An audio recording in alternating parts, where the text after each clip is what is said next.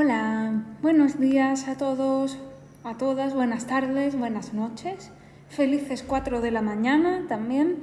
Hoy vamos a hablar, y voy a tener que hacer algunos ajustes al orden que trae el libro, de las monarquías españolas a partir de la Edad Moderna hasta que llegan los Borbones que es la casa real, la casa noble que está ahora.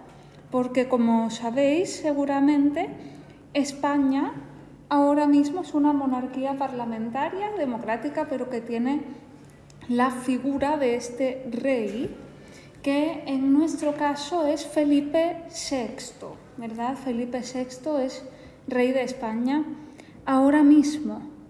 Bueno, ¿qué ocurre? Veremos algunos paralelos de matrimonios reales, ¿verdad?, para consolidar poder, igual que ocurrió en Polonia, ¿no?, en la Confederación Polaco-Lituana, etc. En este caso hablamos de Castilla y Aragón, los reinos de Castilla y Aragón. La reina Isabel, el rey Fernando se casan en 1469. En ese momento son herederos, son princesa y príncipe, ¿no?, respectivamente. ¿Qué ocurre? Que al estar casados, cuando heredan sus coronas, cuando llegan al trono, ascienden, se forma la monarquía hispánica, que contiene la corona de Castilla y la corona de Aragón. Esto no significa que los reinos estuvieran unidos políticamente de forma completa, sino que cada uno mantuvo pues unas ciertas instituciones, unas estructuras, unos funcionarios. Bueno, esto lo sabéis porque exactamente igual la Confederación Polaco-Lituana, ¿verdad? Lo que ocurre al principio. Bueno, ambas coronas estaban gobernadas por una dinastía, por una casa real que se llamaban los Trastámara. Pero su unión fue complicada porque los dos reinos no se llevaban bien, tenían problemas, se casaron en secreto y cuando el rey Enrique IV, que era hermano de Isabel, de la futura reina, que la había nombrado heredera, cuando se enteró de que se había casado con Fernando de Aragón, cambió su testamento y quería que reinara su hija Juana. Se produjo una guerra entre los partidarios de doña Juana y los partidarios de doña Isabel, ¿verdad? Juana estaba apoyada por Portugal, Isabel obviamente por Aragón. Bueno, ganó Isabel, por supuesto, como lo sabéis, y se unieron los dos reinos más influyentes de la península ibérica. Se unieron, pero bueno, no con sus instituciones, sino solamente de palabra, digamos, ¿no? Bueno, se refuerza el poder del rey y la reina, son más importantes el rey y la reina, y para hacer esto llevan a cabo una política de unificación religiosa, porque antes había 3 religiones, ¿verdad? Recordamos en la península ibérica, en el medievo, estaban los musulmanes, los judíos y los cristianos, el islam, el judaísmo y el cristianismo. Pero los reyes católicos quieren que exista solamente una y se crea la Inquisición española en 1478. Sabemos que va a durar muchísimos siglos, ¿verdad?, y que va a tener jurisdicción tanto en Castilla como en Aragón. Esta sí es una institución compartida. Los reyes quieren influir en la Iglesia. Fijaos que es al contrario que el asunto actual, ¿no?, cuando se habla de si la religión puede influir en el gobierno. Aquí es el gobierno quien quiere influir en la religión y se fomentan las regalías, son privilegio de los reyes, por ejemplo, para elegir a los obispos, ¿no?, de las diócesis. Vale. ¿Qué ocurre con la uniformidad religiosa? Pues que en 1492 se decreta la expulsión de los judíos. Muchos de ellos vinieron a Polonia, por cierto, acabaron aquí durante un tiempo bastante largo. Esto afectó a unas 70.000 personas que escaparon, ¿no? Estos judíos sefardíes que se llamaban. Sefarad en hebreo significa España, ahora mismo. Sefardí es el gentilicio, significa español. Eran judíos españoles, básicamente, ¿no? Hay otras personas, unos 50.000, que se convierten al cristianismo, pero tenían mucha vigilancia de la Inquisición. También se persigue a los musulmanes y exmusulmanes. Esto empieza en 1499 y los musulmanes se rebelan y se produce un bautismo masivo, es decir, se bautiza, se convierte forzosamente, obligatoriamente, ¿no?, al cristianismo a los musulmanes de la península ibérica, y si no lo aceptaban, pues fueron al final expulsados. Más tarde, en 1609, fue Felipe III, ¿no?, para conseguir un Estado con una sola religión. Vale, ¿de qué podemos hablar? Podemos hablar un poco de cómo se formó el Estado bajo los Reyes Católicos. Era una monarquía autoritaria, querían tener mucho poder ellos mismos. Y bueno, se reorganiza el Consejo de Castilla, principal órgano de gobierno, se crean consejos para otros asuntos y otras regiones, hay secretarios reales, virreyes, que sobre todo cuando hablemos de la colonización de las Américas, estarán representando a los reyes en territorios lejanos, ¿no? Bueno, también muy importante hablar del sistema judicial, ¿verdad? Hablaremos de los corregidores, que tienen competencias administrativas, las audiencias o los jueces, ¿no?, aunque el juez supremo es el rey o la reina, en este caso los dos, ¿no?, Isabel y Fernando. Y se crea un ejército independiente de la nobleza que responde a la monarquía, responde a los reyes directamente. Bueno, hay también reformas en la corona de Aragón, política expansionista exterior, de la cual no voy a hablar ahora mismo mucho, porque esto lo vamos a dejar para otro vídeo, para otro tema. Vamos a hablar de la conquista de América, ¿verdad? Pero en muy resumidas cuentas, Aragón se extiende por el Mediterráneo, va hacia Italia, bueno, coge Cerdeña, coge Sicilia, ¿no?, va hacia la zona del Mediterráneo, y Castilla está de acuerdo en expandirse hacia el Atlántico, que en principio piensan que no hay mucho, pero descubrirán que sí hay mucho mundo por delante, ¿no? No vamos a hablar ahora mismo del descubrimiento de la llegada de los europeos a América. Está mal dicho descubrir primero porque hay teorías de que ya habían llegado, por ejemplo, los vikingos, y segundo porque había culturas locales, indígenas, que ya estaban allí. Los que se enteran de que existe son los europeos, ¿no? Y no queremos ser demasiado europeístas en este caso. Vale. Punto 2, hablamos de los Austrias. Si veis aquí abajo, Carlos I y Felipe II es otra familia, otra dinastía, se llaman los Habsburgo, también conocidos como los Austrias, porque sabéis cómo es España, ¿no? Pone nombrecitos, motes a todo el mundo. En esta etapa es cuando más se da la colonización, la política es eso, totalitaria, expansionista, digamos, quieren tener más tierras y más tierras, ¿no? ¿Qué es lo que ocurre aquí? ¿Qué es lo que tenemos aquí? Bueno, Carlos I, que es hijo de Felipe el Hermoso, llamado así porque era muy feo, sabemos cómo es España, es heredero del trono de Austria, de María de Borgoña, y Juana la Loca, que es hija de Isabel y Fernando, es la heredera de los Reyes Católicos.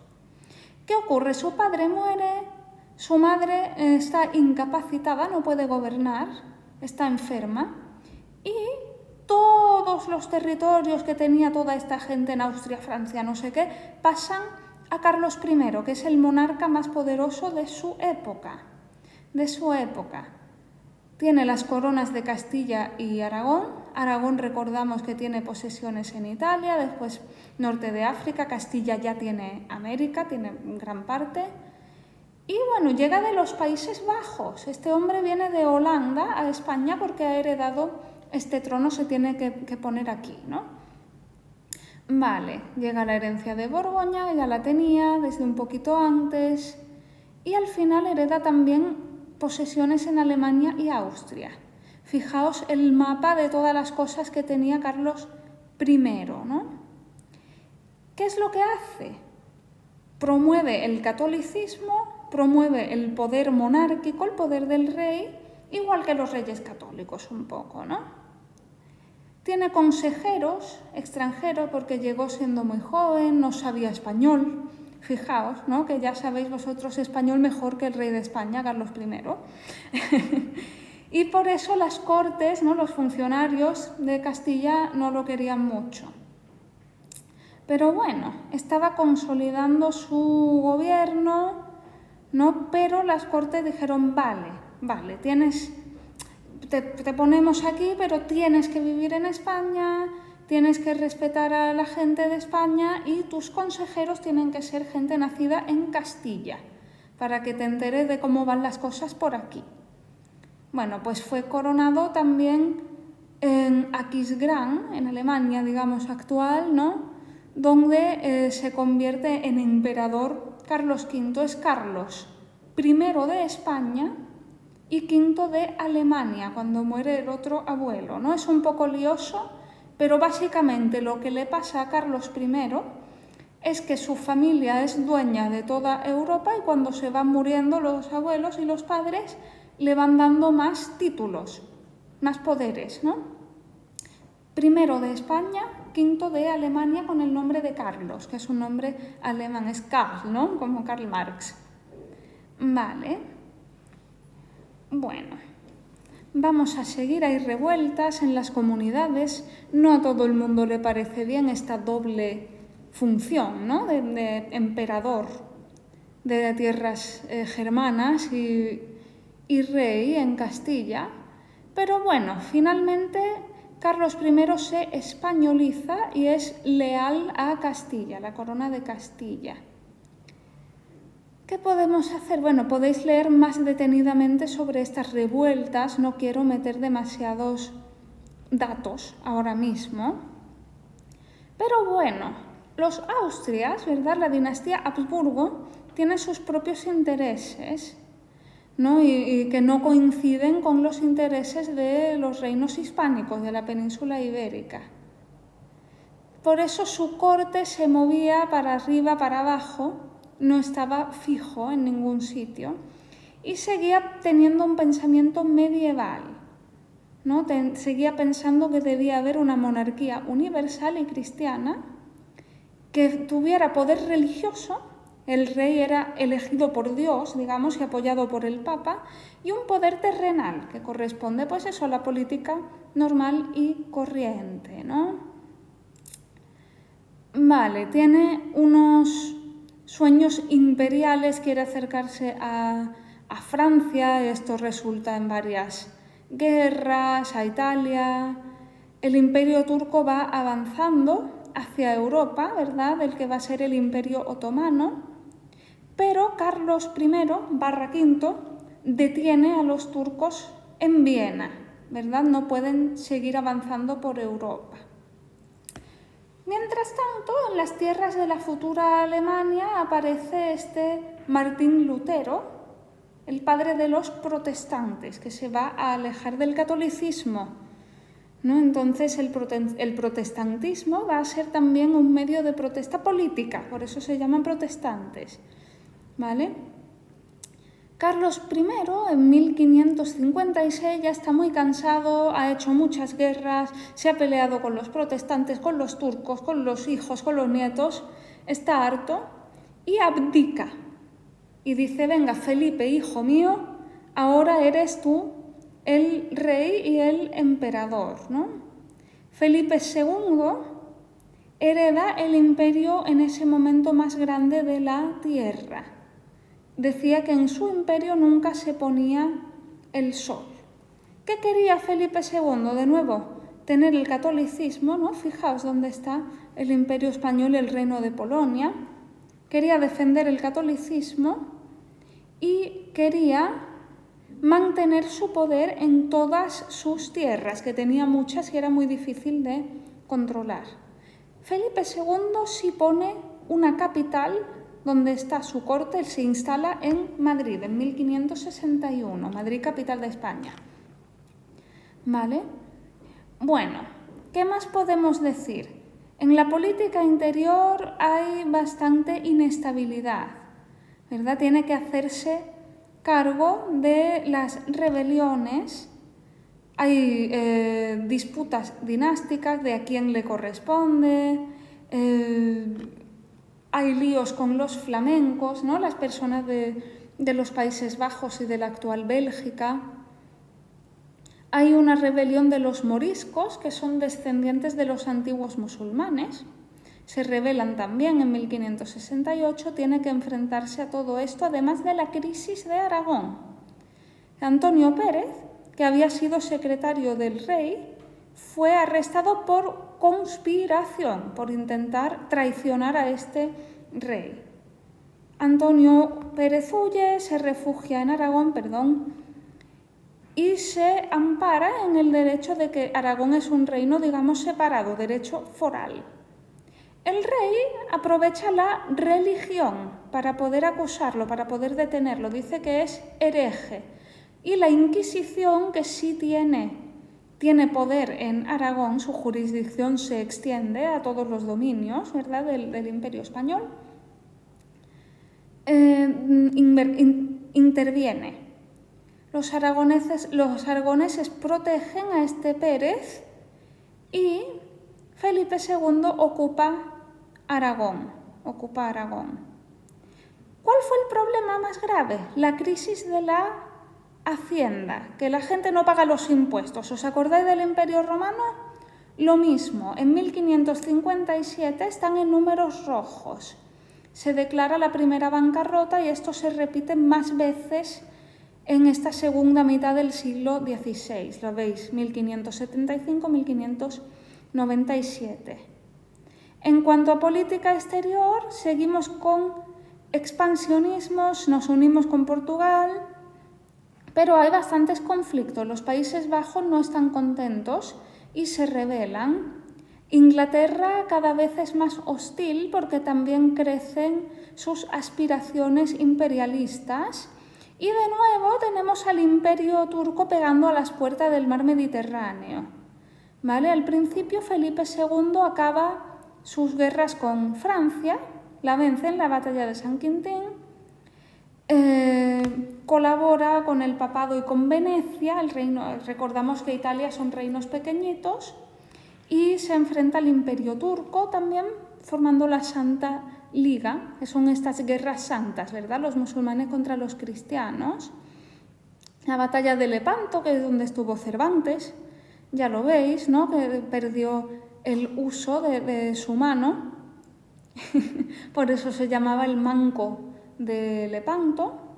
Pero bueno, Inglaterra se pelea definitivamente con España, ¿verdad? Tiene las relaciones muy tensas, sobre todo cuando Felipe II se casa con María I Tudor, la dinastía Tudor, pero esta reina muere sin descendencia, llega Isabel I al trono, ¿no? ¿Recordáis esta reina virgen?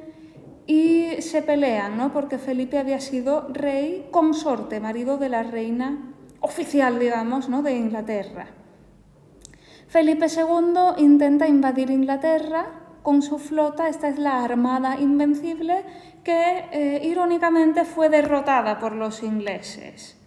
¿Vale? Es ridículo, es un poco ridículo. Se da otra rebelión en los Países Bajos, por política y por religión. Recordamos a los protestantes, ¿verdad?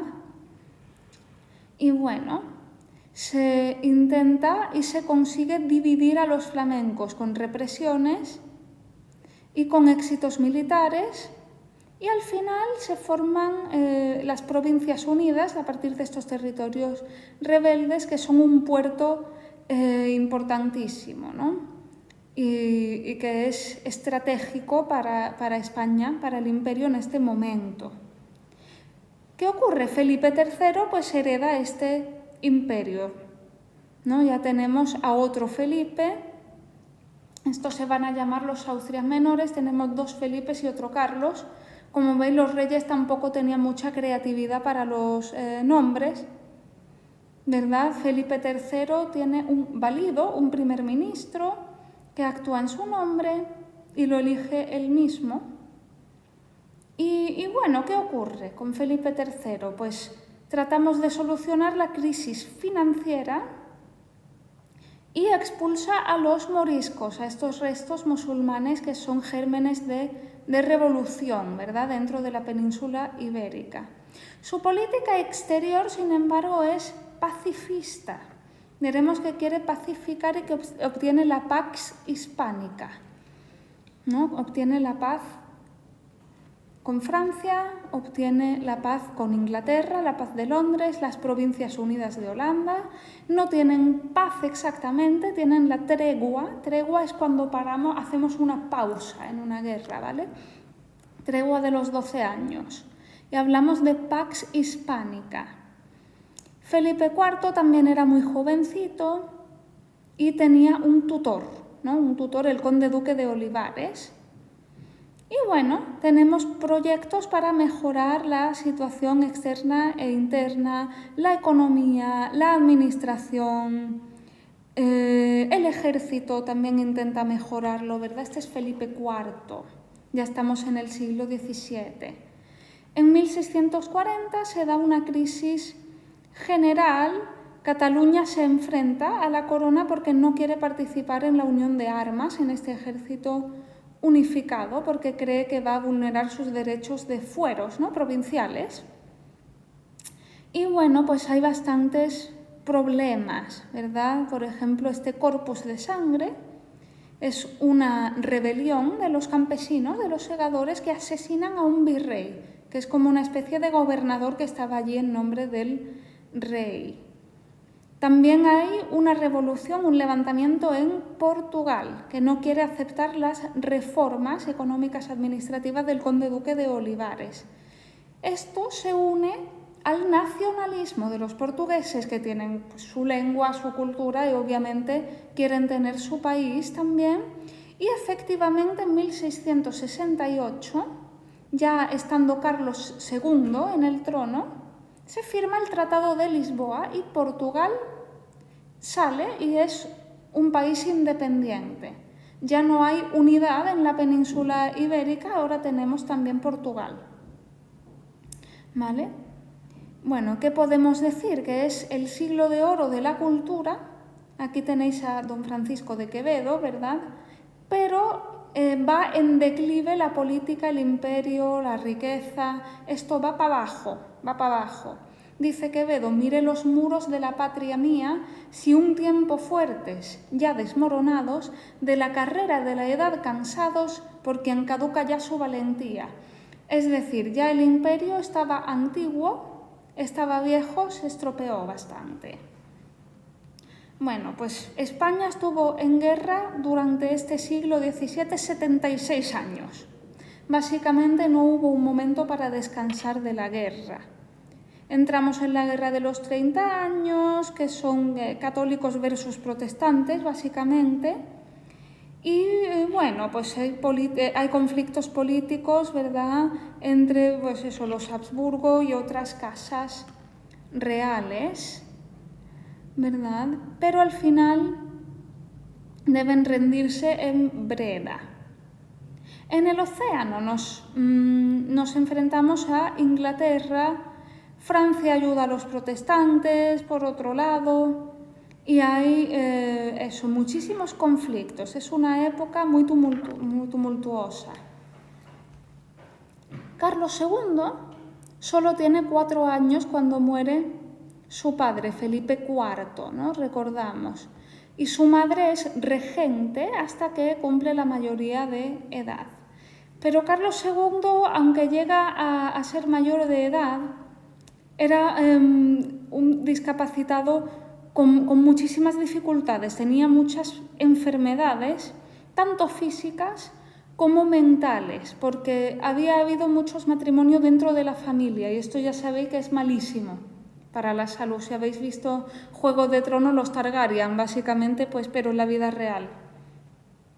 Entonces esto hace que haya muchos regentes, muchos tutores, él nunca reina solo y hay un estancamiento administrativo y político, no se puede avanzar, ¿verdad? No se puede avanzar y España pierde su posición internacional mientras que sube Francia, ¿no? Francia sube más y a partir de estos problemas, el 1 de noviembre de 1700, al morir el último representante de los Austrias, hay guerra para saber qué casa real va a ocupar el trono español. Había varios candidatos, ¿verdad? Algunos con vínculos familiares, Felipe de Borbón, francés, y el archiduque Carlos de Austria, otro Carlos y otro austriaco, ¿no? Ya veremos lo que ocurre. En el siglo XVI, pues hay un crecimiento demográfico un poco irregular. Siglo XVII al revés, la población no crece, va para abajo, hay epidemias de peste, hay hambre, malas cosechas, se expulsa a ciertos sectores de la población, hablábamos de los moriscos, herederos de los musulmanes, ¿verdad? Y la economía, pues igual que la población. En el siglo XVI crece, en el siglo XVII hay una recesión importantísima. No vamos a hablar mucho de América, ¿verdad? No vamos a hablar mucho de esta parte. No quiero entrar en grandes datos económicos, mercantiles, etcétera. Sí se trata de hacer reformas. Sí debemos saberlo, hay reformas administrativas, reformas del sector agrario, de los impuestos, y la moral es más relajada, ¿no? Los aristócratas ya tienen más influencia, los reyes tienen menos poder y hay decadencia, ¿no? Muchas fiestas, mucho desgaste también en este sentido. No hablamos del imperio, lo hablaremos la próxima vez. No quiero hablar de la conquista.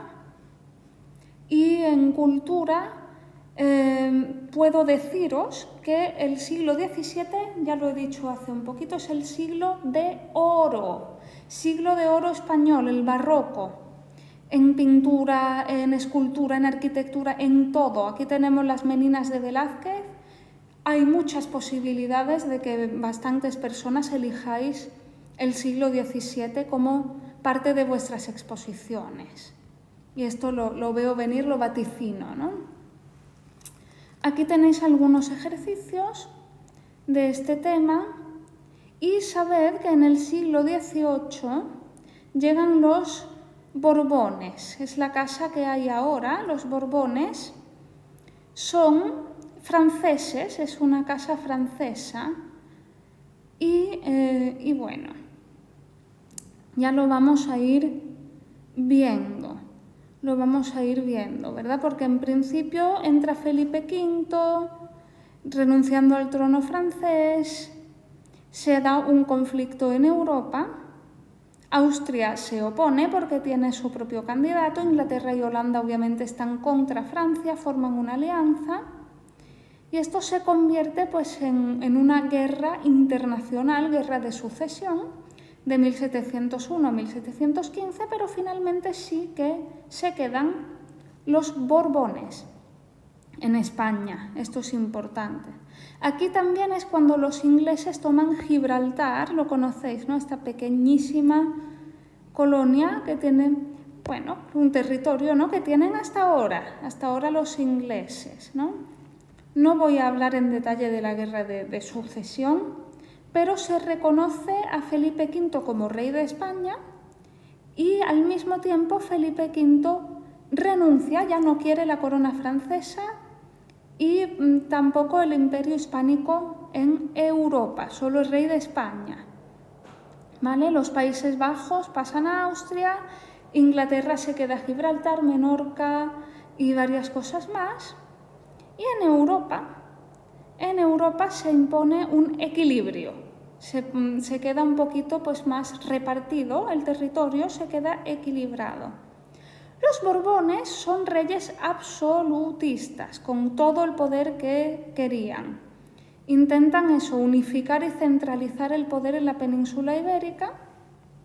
Ese es su objetivo, es su prioridad. Y bueno, es una institución de carácter uniforme, salvo Navarra y País Vasco, que sí quedan con derechos especiales. Estas leyes, que se llaman decretos de nueva planta, imponen pues eso, el castellano como lengua única oficial, la corona centralizada como poder político, se abolen las cortes, ya no tenemos cortes de los reinos, queda solo una instancia, unas cortes, que son las Cortes de España, centrales. No está el Consejo de Aragón tampoco, queda solamente el Consejo de Castilla, con un Tribunal Supremo, ¿verdad? Todo centralizado. Con esta idea nos quedamos. Bueno, hay reformas administrativas, reformas del ejército en los territorios. Hablaremos, ¿verdad?, de la colonización después. Cada vez es más caro mantener la política exterior. No están bien organizados los impuestos y se intenta hacer que se paguen más impuestos al gobierno central. Tiene distintos nombres. Hay varias reformas, ¿no? Fernando VI, Carlos III intentan afrontar la constante crisis económica. Se hacen reformas militares con levas, que es reclutar a gente obligada, ¿no? Y el regalismo marca las relaciones entre la Iglesia y el gobierno, la Iglesia y el Estado, que dice que el rey manda sobre la Iglesia, el rey es superior, salvo en asuntos puramente religiosos, solamente religiosos. Carlos III sí destacamos que tiene un estilo de gobierno que se llama despotismo ilustrado. Todo por el pueblo, pero sin el pueblo. Él quiere gobernar a favor del pueblo, pero sin tener ningún input, ¿no? Sin tener ninguna opinión, ninguna votación ni nada. Y en 1766 el pan sube de precio y la gente no puede comer, estalla el motín de Esquilache, que es una revuelta popular. La gente se enfada y se rebela. Bueno, no vamos a hablar tanto, ¿verdad?, de las reformas. Sí pierde poder la Inquisición, va para abajo, ¿verdad? ¿Qué más puedo decir? Importante, hay reformas de los estudios, reformas económicas, sociales, todas las profesiones son honestas, ¿verdad? Se consideran morales, se admiten estas actividades para conseguir la hidalguía, que es el escalón más bajo de la nobleza. Y bueno, se limitan los privilegios, se va democratizando un poquito la cosa, ¿no? Se crean las sociedades económicas de los amigos del país que fomentan la agricultura, el comercio, quieren revitalizar la economía. La política exterior pues quiere recuperar lo que ha perdido y defender los territorios de las Américas, ¿no? Los territorios, bueno, y Filipinas, ¿no? Territorios de ultramar, que están más allá del mar. Vale. Vamos a ver qué más podemos decir. Quiero quitar peso al asunto, no quiero que nos pasemos con demasiados datos. Esto habla de impuestos, colonizaciones no vamos a hablar. La población sí aumenta, en el siglo XVI aumentaba, XVII bajaba, XVIII volvemos a subir, porque ya no tenemos tanta mortalidad, no hay peste, la gente tiene más hijos, hay avances higiénicos, tenemos menos guerra, que no era difícil, recordamos que era muchísimo antes, ¿no? Y crece, digamos, el estamento de la burguesía, de los campesinos con algo de dinero, tenemos una aparición de una protoclase media, ¿vale? No vamos a hablar más de esto. Aquí tenéis un resumen que podéis leer tranquilamente, ¿verdad? Lo tenemos aquí, para del vídeo leerlo en el libro, que lo tenéis. Lo tenéis. Actividades. Y ya no vamos a hablar de la crisis del antiguo régimen, la crisis de esta monarquía, y no vamos a hablar ya de Fernando VII. Esto lo hablaremos como antecesor de la Guerra de la Independencia en próximos temas. Lo vamos a dejar aquí, lo dejamos aquí por hoy, y próximamente hablaremos ya de la América precolombina, de las culturas de antes de los europeos. Muchas gracias y hasta pronto.